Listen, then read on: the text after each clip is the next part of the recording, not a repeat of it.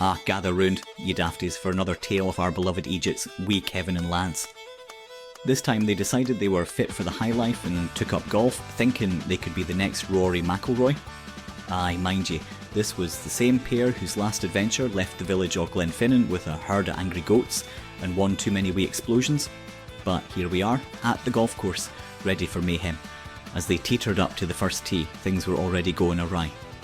After a few swigs of cheap whiskey for bravery, Kevin swung his driver like he was trying to fend off a swarm of wasps, sending the ball flying. But instead of a normal golf ball, it went tearing through a portal they'd accidentally opened months before in an attempt to save some wee unicorns. And what popped out, you ask? A giant three-headed dog that looked like it had just rolled out, or a bad dream? Each head started barking. One barked for "I'm hungry", another for "Where's me snack?" and the last for "Let's chew this Egypt's leg". Lance, being the brave or daft lad he is, thought throwing his golf club at the three-headed nightmare was a bright idea. The club sailed through the air and hit the portal again, causing a ruckus that opened another rift, letting loose a flock of rainbow-hued pigeons that started pecking at their heads. "Get 'em doon! Get 'em doon!" cried Kevin, swatting at the colourful feathery beasts, while Lance was too busy laughing at the ridiculous sight of his mate dancing around like a wee ballerina. After a right kerfuffle, they managed to scare the pesky birds away, only for what happened next to be even more ridiculous. Do you remember that Selkie we mentioned, Selkie Moira? Aye, she decided to make a wee visit, causing a commotion with a flash of glitter and a splash of water.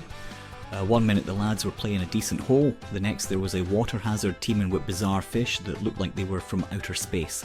They swam about in a perfect circle, singing the worst rendition of Highland Laddie you ever did hear, while Kevin, clearly not one to miss out on an opportunity, started trying to join him, only falling in head first. "Drown, you wee fish, drown," he screeched, spluttering water and dragging a wee splodge of seaweed along with him when he finally resurfaced.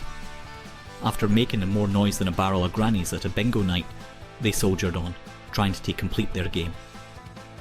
However, they soon found themselves confronted by a wee troop of pixies, who decided the lads' golf balls would make for great magic munitions.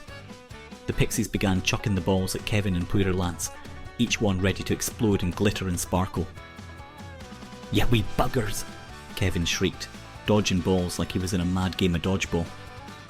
Lance, covered head to toe in glitter from an earlier explosion, screamed, "Aye, give me a break, I've enough sparkle for a whole dance troupe."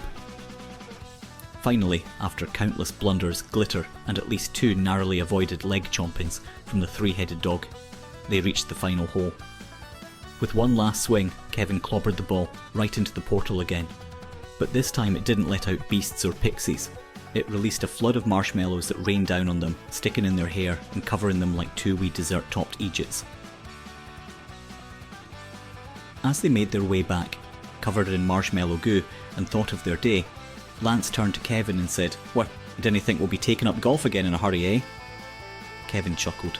"Nay, but the stories we'll tell will have the village laughing, yes, until the cows come home." And so ended this mad round of golf, a reminder that when you're Kevin and Lance, even the most innocent old-flash activities can spiral into a magical, chaotic mess. Dinna forget to like and subscribe, you drongos, or you might end up stuck with a three-headed dog yourself.